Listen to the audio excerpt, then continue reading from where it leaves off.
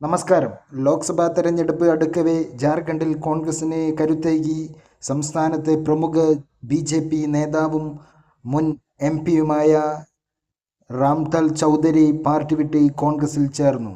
സംസ്ഥാനത്തെ ബി.ജെ.പിയുടെ ജനകീയ മുഖമായ നേതാവ് പാർട്ടി വിട്ടത് ജാർഖണ്ഡിൽ ബി.ജെ.പിക്ക് കനത്ത തിരിച്ചടിയായി. തെരഞ്ഞെടുപ്പ് അടുക്കവേ ജാർഖണ്ഡിൽ ബി.ജെ.പിയുടെ നിരവധി നേതാക്കളാണ് പാർട്ടി വിട്ട് കോൺഗ്രസിൽ ചേർന്നുകൊണ്ടിരിക്കുന്നത്. അടുത്ത ദിവസം തന്നെ ബി.ജെ.പിയുടെ ജാർഖണ്ഡിലെ മറ്റൊരു പ്രധാന നേതാവായ രവീന്ദ്ര പാണ്ഡെയും കോൺഗ്രസിലേക്ക് എത്തുമെന്നാണ് ജാർഖണ്ഡിൽ നിന്നുള്ള റിപ്പോർട്ടുകൾ വരുന്നത്. ജാർഖണ്ഡിലെ ബി.ജെ.പിയുടെ പ്രധാന ജനകീയ നേതാക്കളായ രാംലാൽ ചൗധരിയും രവീന്ദ്ര പാണ്ഡെയും കോൺഗ്രസിലേക്ക് എത്തുന്നത് ലോക്സഭാ തെരഞ്ഞെടുപ്പിൽ ജാർഖണ്ഡിൽ കോൺഗ്രസിന് ശക്തമായ മുന്നേറ്റം നടത്താൻ സഹായിക്കും എന്നാണ് കോൺഗ്രസ് ദേശീയ നേതൃത്വം വിലയിരുത്തുന്നത്.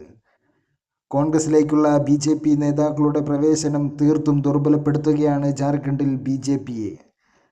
അതോടൊപ്പം ഇന്ന് പശ്ചിമ ബംഗാളിൽ കോൺഗ്രസിന് വലിയ കരുത്തേകി സംസ്ഥാനത്തെ പ്രധാന ഗോത്രവിഭാഗത്തിൽ നിന്നുള്ള പാർട്ടിയായ ഹൗറോ പാർട്ടിയും കോൺഗ്രസിൽ ലയിപ്പിച്ചു. ഡാർജിലിംഗ് മേഖലയിൽ വലിയ ജനസ്വാധീനമുള്ള അജോയ് എഡ്വേർഡ്സ് നയിക്കുന്ന ഹൗറ പാർട്ടി കോൺഗ്രസിൽ ലയിപ്പിച്ചത് ലോക്സഭാ തെരഞ്ഞെടുപ്പിൽ ഡാർജിലിംഗ് മേഖലയിൽ കോൺഗ്രസിന് വലിയ മുന്നേറ്റം കാഴ്ചവെക്കാൻ സഹായിക്കും. അതോടൊപ്പം തന്നെ സംസ്ഥാനത്ത് സജീവ സാന്നിധ്യമായ ഭാരതീയ ഗൂർഖ പരിഷത്തിനെയും കോൺഗ്രസിൽ ലയിപ്പിച്ചു.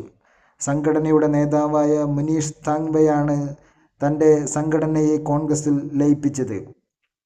ഇതും പശ്ചിമ ബംഗാളിൽ കോൺഗ്രസിന് ലോക്സഭാ തെരഞ്ഞെടുപ്പിൽ വലിയ കരുത്തേകും.